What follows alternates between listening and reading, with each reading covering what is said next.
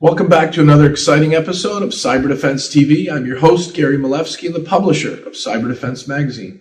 Guess who is sitting in my hot seat? Someone who's going to tell us about a very important color for cybersecurity. Rich Gardner is the principal security architect at XM Cyber. It's xmcyber.com. Tell us why purple is important in regards to red team and blue team. And welcome, Rich. Welcome. Thanks for having me.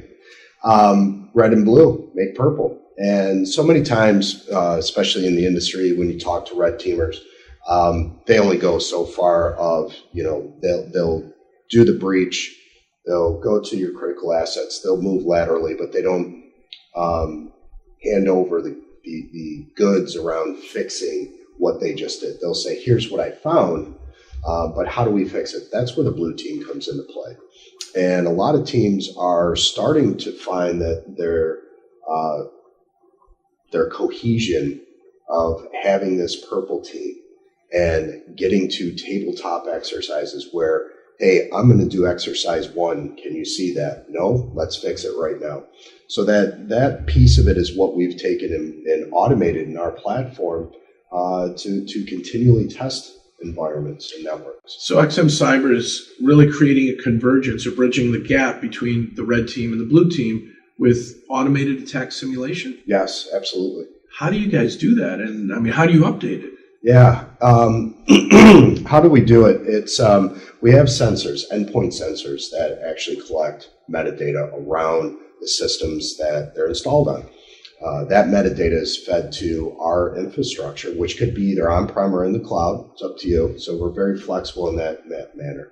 And then we perform the simulations. And that simulation is actually really important for most organizations because we're not performing the actual attack on live production environments. So that takes the fear of taking systems down. But we're finding the information and we're mapping those to exploits and known tools that hackers are using, APTs that are using today in the environments. Now, on the other side of it, when you're done with that, we also have the remediation reports. So we can map out for every single jump point that we see, every piece of lateral movement, there could be 4 or 5 different things that you could do from a mitigating control factor. And we're going to give you that in a pretty concise, prioritized list.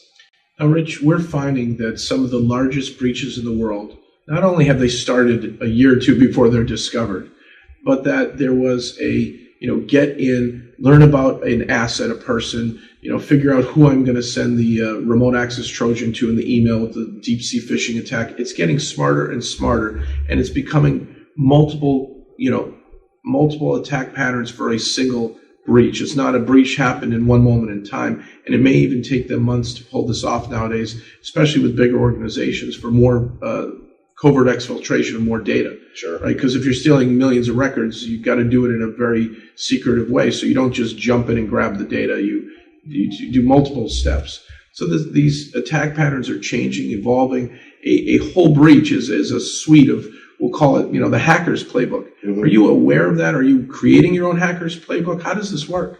So what we do is we take a look at whether it be an exploit or a new attack vector or a new tool set. We look to see if they're remotely exploitable. We look to see the criticality of it. We also take a look at the information as far as how skilled do you have to be to actually pull this off. Once we package all that stuff up, we break it down where we're able to see the information on your systems that would actually map to that. And we also have multiple layers that we can look for attack vectors. So if, for example, I breach a system and I get local credentials, well, can I use those local credentials to move laterally? Or am I going to use a web exploit? Am I going to use a watering hole technique? So there's multiple techniques. What's a watering hole technique for our viewers? Watering hole. So just think of it as, I'm going to be a crocodile waiting underneath the water for that zebra to come up. And I'm just waiting for activity to happen before I jump on the opportunity to exploit a vulnerability. So maybe you could even have a keylogger waiting for the user to enter the correct piece of data for the server that you've been looking for that backdoor into and you couldn't find. Absolutely. And now you've got the password. So you kind of waterhole that user as an example. Yeah, that's a big one too. And a lot of security controls aren't going to find normal user activity. So if we see a machine that we could compromise and then all of a sudden they launch an RDP session, an SSH session, and we can capture those credentials, not that we keep them, but we see that that operation can be performed, then we know that we can move laterally to a more critical asset. The part I don't understand is when you say you're not going to affect, the blue team will turn blue if you're doing this on their live network. Are you virtualizing their real asset base, or how are you doing this attack simulation in such a way that it feels real to the red and the blue team? So more of the not lighting up the SOC, but we're providing the SOC the ability to make changes in their either their systems, their IT systems that are going to be affected by our lateral movement. Mm-hmm. So it could be, let's fix a file share because putty.exe is sitting on a file share with full access, right? We don't want that. We want to drop it down to read only. So that's not something that the SOC necessarily would do. That would be an IT sysadmin. But if we had the watering hole technique that we just talked about, we want to make sure that RDP is multi-factor authenticated, right? That may be an issue where, hey, let's lock down our RDP sessions to this particular box. And if we do see RDP traffic, that lights up our SOC. So it provides those additional steps for both of those groups.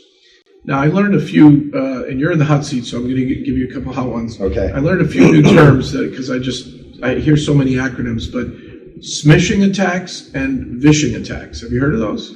You know what? Those are new to me too. SMS attacks and voicemail attacks. Okay. Totally crazy, but if you can get to a user and compromise them through SMS on their phone and they have corporate credentials, you may worm your way into the network. You guys are dealing with kind of the attack patterns that are traditionally done over the cloud, over the internet, or someone behind the firewall on the intranet. Correct. Would you consider adding these kinds of features one day? Yeah, so there's, and I'll probably spill the beans a little bit.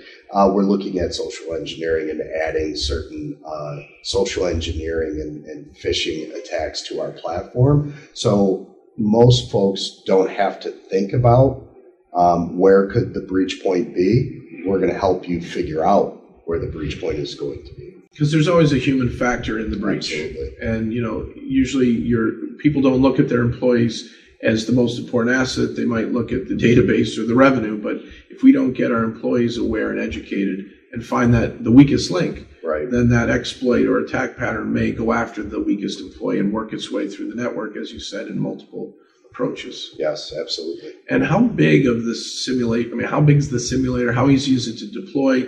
How often is it updated? So updates are going to be based on what's happening in the industry. Over the past 3-4 months, we've made a couple updates. Some of those are feature sets, so we're adding new features. Some of them are exploits, and some are a combination of. So we do quite actively get into the updates, and you're able to update it yourself, or we can update it for you. For example, there are certain vulnerabilities that will come out that CISOs or security architects or the SOC want to know about really quick.